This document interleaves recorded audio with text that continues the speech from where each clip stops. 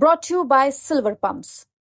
Top quality और consistent performance के लिए सिर्फ सिल्वर पंप नाम याद रखना। सुप्रीम कोर्ट में पैरवी कराओ, पैरवी कराओ, पैरवी कराओ। सुप्रीम कोर्ट में पैरवी कराओ, पैरवी कराओ, पैरवी कराओ। डबल बेंच की मैं बात कर रहा हूं कि सिंगल बेंच डबल बेंच दोनों ने कहा कि ये पूरी लिस्ट पारदर्शी तरीके से नहीं है, इसमें रिजर्वेशन का स्कैम है कि जब वोट लेना होता है तो हमको हिंदू बता देती है, हमको बता देती है पिछड़ा दलित हैं, हम इनके साथ हैं, हमारे वर्ग के मंत्री बना देते हैं। तमाम देखिए केशव प्रसाद मौर्य जी हैं, स्वतंत्र देव जी हैं, अनुप्रिया पटेल जी हैं, आशीष पटेल जी हैं, लगातार उनको मंत्री बना करके ये कह देती है कि नहीं हम आपके हक अधिकार की बात कर रहे हैं। लेकिन जब न्याय देना होता है तो हम जैसे अभ्यर्थी आज 5 साल से, महज 25 जनवरी नहीं, तमाम 5 साल से हम लोग लगातार आंदोलन ही कर रहे हैं। घर पे माँ पापा है, पिता की तबीयत खराब रहती है, कभी कभी उनको भी लखनऊ पीजीआई लेके आना पड़ता है। वही एक छोटा भाई है, वो प्राइवेट में पढ़ाता है, उसी घर का खर्चा चलता है। प्रजातंत्र में भले ही जनता जनार्दन हो, लेकिन लोकतंत्र में चुनाव और चुनावी माहौल में वोट बैंक की राजनीति सबसे अहम हो जाती है। ये बात मैं इसलिए कह रहा हूं कि 69,000 शिक्षक भर्ती के मामले में वो वक्त याद करिए जब कड़कड़ाती ठंड में धरना दे रहे अभ्यर्थियों से मिलने के लिए तत्कालीन सरकार के बेसिक शिक्षा मंत्री सतीश द्विवेदी इनके साथ खड़े हुए 69,000 शिक्षक भर्ती आंदोलन करने वाले अभ्यर्थियों के साथ। लेकिन चुनाव खत्म हुआ, बात गई, तब के बाद से तमाम आंदोलन हुए और अब 25 जनवरी 2025 से एक बार फिर ये छात्र आंदोलनरत हैं। वजह सितंबर 2024 में सुप्रीम कोर्ट में इस भर्ती को लेकर जो याचिका डाली गई उस पर अभी तक सुनवाई ही नहीं हो पाई। तारीख पे तारीख का खेल चल रहा है। अभ्यर्थियों का आरोप है कि उत्तर प्रदेश सरकार समुचित पैरवी नहीं कर रही है। क्या ये मामला है और सुप्रीम कोर्ट में सितंबर से लेकर आज मार्च 2025 तक इतना वक्त गुजर जाने के बाद भी क्या कुछ हुआ, हमारे साथ बात करने के लिए तमाम अभ्यर्थी हैं जो लगातार धरने पर बैठे हैं।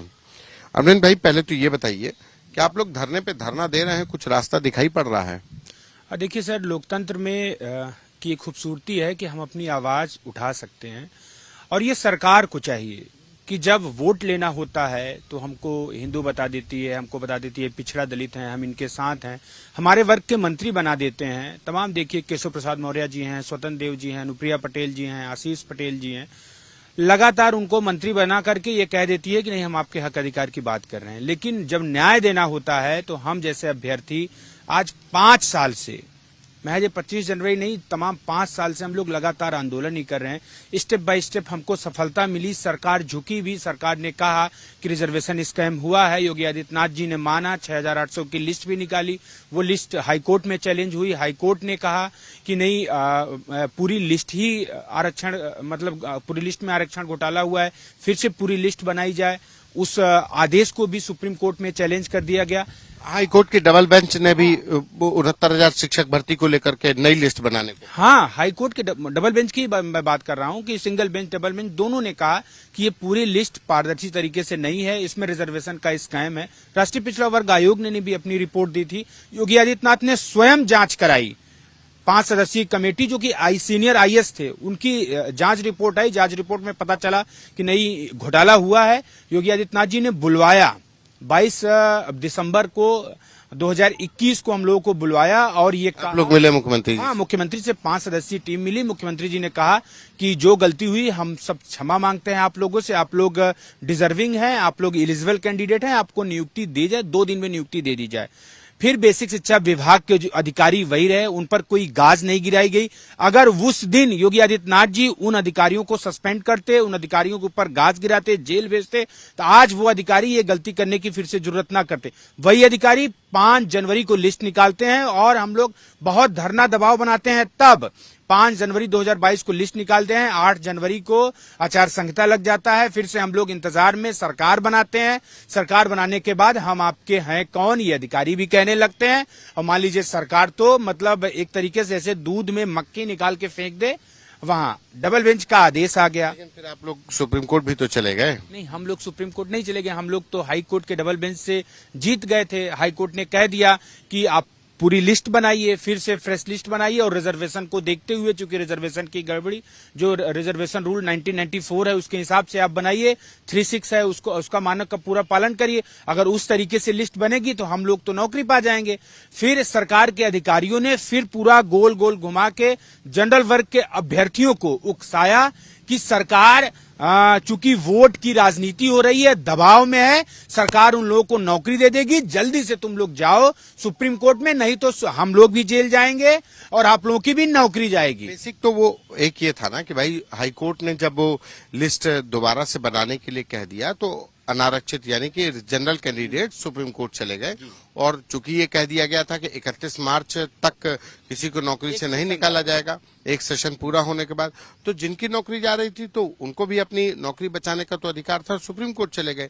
सुप्रीम कोर्ट से अभी तक आप लोग कब से वहां पर हैं और क्या हो रहा है, सरकार वहां पे क्या कर रही है? देखिए सर, जहां नौकरी बचाने की बात थी, मार्च तक के लिए सेशन लीव दिया गया था, और योगी आदित्यनाथ जी का स्टेटमेंट भी था कि हम किसी के हक अधिकार के साथ गड़बड़ी नहीं करेंगे। और मैं ये भी मानता हूं जनरल वर्ग के अभ्यर्थियों की कोई गलती नहीं है, उन्होंने जाली दस्तावेज नहीं दिया था, उनको क्यों डर था, जाली दस्तावेज नहीं दिया था। और योगी आदित्यनाथ जी मुखिया है, उत्तर प्रदेश के मुख्यमंत्री, उन्होंने आश्वस्त किया था कि हम किसी की नौकरी नहीं छीनेंगे, हम सब पिछड़े दलितों को नौकरी देंगे और उनके लिए भी व्यवस्था बनाएंगे। साफ सुथरी बात, हमें हमारी जगह रिजर्वेशन की जगह रख देते, उनके लिए कैबिनेट से पास करके उनके लिए नया पद करके व्यवस्था करते। अब रही बात सुप्रीम कोर्ट की, सुप्रीम कोर्ट में एक हियरिंग हुई थी सीजेआई साहब का, उन्होंने स्टे लगा दिया बाकायदा। कोर्ट के जो ऑर्डर डबल बेंच का आया था कि नई लिस्ट बनाने की, नई लिस्ट, उन्होंने कहा नहीं, जब तक यहाँ फर्दर हियरिंग चल रही है तब तक आप इस पे कुछ नहीं कर सकते, इनडायरेक्टली स्टे है, कोई डायरेक्ट स्टे नहीं है। अगर गवर्नमेंट चाहे, गवर्नमेंट अगर आज चाहे, गवर्नमेंट जाए वहां एप्लीकेशन मूव करे। तब से क्या हो रहा है उसमें? तब से गवर्नमेंट सिर्फ और सिर्फ मजे ले रही है, भाग रही है, डेट पे डेट मिल रही है, ना तो नंबर आ रहा है, ना सुनवाई हो रही है, ना गवर्नमेंट का कोई एफर्ट। सिर्फ हम पिछड़े दलित लोग जो बेरोजगार हैं, 5 साल से आंदोलन कर रहे हैं, जिनके पास पैसे की समस्या है, सुप्रीम कोर्ट में एडवोकेट की फीस आप बेहतर जानते होंगे, पर हियरिंग 10 लाख 12 लाख रुपए पर हियरिंग फीस है। हम पिछड़े दलित एक तरफ हैं, एक तरफ वो लोग हैं जो लोग 60,000 70,000 रुपए महीने हमारे हिस्से का पा रहे हैं, और उसी से हमारे खिलाफ लड़ाई लड़े। यहाँ ये सरकार को इसमें पैरवी करनी चाहिए थी ना, सरकार तो वहां पे सुनवाई क्यों नहीं हो पा रही? क्या केस की लिस्टिंग बहुत नीचे रहती है या क्या हो रहा है? देखिए सर, कहने के लिए तो लोकतंत्र है और हम जुडिशरी पे कोई सवाल नहीं उठा सकते, लेकिन आप भी समझिए कि एक तरफ करोड़ों की फीस लेकर के वो अभ्यर्थी खड़े हैं जिनकी नौकरी जानी है, एक तरफ सरकार खड़ी है जिसको वेतन देना है। सरकार हमको और जनरल वर्ग के अभ्यर्थियों को लड़ाकर बीच में मजे ले रही है, क्योंकि सरकार जान रही है अगर मामला जल्दी फाइनल हो जाएगा तो हमको इनको मोटा वेतन देना पड़ेगा और हमको मुंह की खानी पड़ेगी, हमारे अधिकारियों को जेल जाना पड़ेगा। मैं कह रहा हूं वो सुप्रीम कोर्ट है, कोई न कोई रीढ़ वाला जज आएगा, मजबूती से हम लोगों की सुनवाई करेगा और न्याय देगा। लोकतंत्र में हम लोग संघर्ष कर रहे हैं और हम लोगों को भरोसा है कि जुडिशरी हम लोगों को न्याय देगी, और इस तरीके से हमेशा नहीं चलने वाला। सरकार को भी ये मानना पड़ेगा कि पिछड़े दलित हैं, ये कभी संघर्ष नहीं छोड़ा। आज भी हम लोग, कब सुनवाई है इस मामले? 4 तारीख को सुनवाई है और पूरी 4 मार्च, और अब तो टॉप 15 में है, 15 नंबर पे केस लगा है और 19 नंबर पे। अभी तक कितने नंबर पे लगा होता? कभी 30 लगा होता था और टाइम भी आ जाता था तो जज साहब उठ के चले जाते थे कि नहीं नहीं ठीक है। जैसे पिछली बार जो सुनवाई लगी थी उसमें टाइम मोस्टली आ गया था, आधे घंटे पहले ही जज साहब उठ करके चले गए। बताइए, सिर्फ सुनवाई का नंबर नहीं आ पा रहा था। अब 4 मार्च को लगा। जी बिल्कुल, 4 को लगा है और उम्मीद है कि हम लोगों को न्याय मिलेगा। हम लोग अपनी तरफ से पूरी दमदारी से एडवोकेट ले जाएंगे। तो बात अमरेंद्र की है, लेकिन तमाम ऐसे अभ्यर्थी भी हैं जो दिन ब दिन मतलब धरने और इस नौकरी पाने की उम्मीद में कैसे उनका जीवन चल रहा है ये भी जानना जरूरी है। कहाँ से आए हो भाई? मैं आजमगढ़ से आया हूँ। मेरा आजमगढ़ से। हाँ, मैं क्या करते हो? वही खेती बाड़ी करते हैं। तो इसी धरने के लिए कब से आए हैं? मैं 25 तारीख से आया हूँ। 25 जनवरी से? 25 फरवरी से। अच्छा, 25 फरवरी से। हाँ। अच्छा, तो घर पे कौन कौन है? कैसे? तो जब नौकरी के मतलब जब बात चली होगी तो होगा कि भाई नौकरी लग जाएगी, फिर कैसे क्या हो रहा है? घर पे माँ पापा है, पिता की तबीयत खराब रहती है, कभी कभी उनको भी लखनऊ पीजीआई लेके आना पड़ता है। वही एक छोटा भाई है, वो प्राइवेट में पढ़ाता है, उसी से घर का खर्चा चलता है। आप क्या करते हैं? मैं खेती बाड़ी देखता हूँ घर पे। हाँ। बच्चे भी होंगे? नहीं, अभी बच्चे नहीं। आप कहाँ से आए हैं? जी, मैं रायबली से अमित मौर्य नाम है मेरा। जी, अमित, जब ये नौकरी की बात आई होगी तो एक उम्मीद तो जगी होगी कि भाई कम से कम टीचर हो जाएगा बेटा तो घर को सहारा, लेकिन अब 5 साल से तो धरना धरना धरना, तारीख तारीख तारीख। जी बिल्कुल उम्मीद जगी थी मेरे पूरे घर वालों को। यहाँ तक बता दूं कि मेरे पूरे गांव में, एक छोटा सा गांव है, किसी की गवर्नमेंट जॉब नहीं है। किसी तरह माँ बाप ने पढ़ाया लिखाया, हम लोगों ने बीएड किया, तैयारी किया, सुपर टेट की तैयारी की, फीस किसी तरह जमा करते थे और पास कर लिया। तो ये लग रहा था जिस दिन हम पास करके आए थे सुपर टेट, ये लगा कि हमारी नौकरी लग जाएगी। लेकिन ये स्कैम, इतना बड़ा रिजर्वेशन स्कैम होने के बाद हम लोग बाहर हुए, सिर्फ पॉइंट से रुका है। और इसमें हम ही नहीं, हमारे जैसे कितने लोग हैं। एक भाई हमारे यहाँ रायबरेली का है, उसके घर गए थे, फांसी लगा लिया था, इसी से परेशान था। जब रिजर्व कितने लोगों ने, आप लोगों के हिसाब से कितने आप लोगों के साथी इससे हताश होकर के? मेरे नॉलेज है तो कई लोग, लेकिन मेरे नॉलेज में मेरे रायबली का एक लड़का था, उसने अभी 6 महीने पहले, मतलब ऑर्डर आने से 1-2 महीने पहले उसने फांसी लगा लिया था। जो लेकिन उसके घर वालों ने इस बात को कहा कि हम इस पे कोई राजनीति नहीं होने देना चाहते, इस पे कुछ हम करना नहीं चाहते, इसको जो हुआ उसको वहीं हो जाने दीजिए।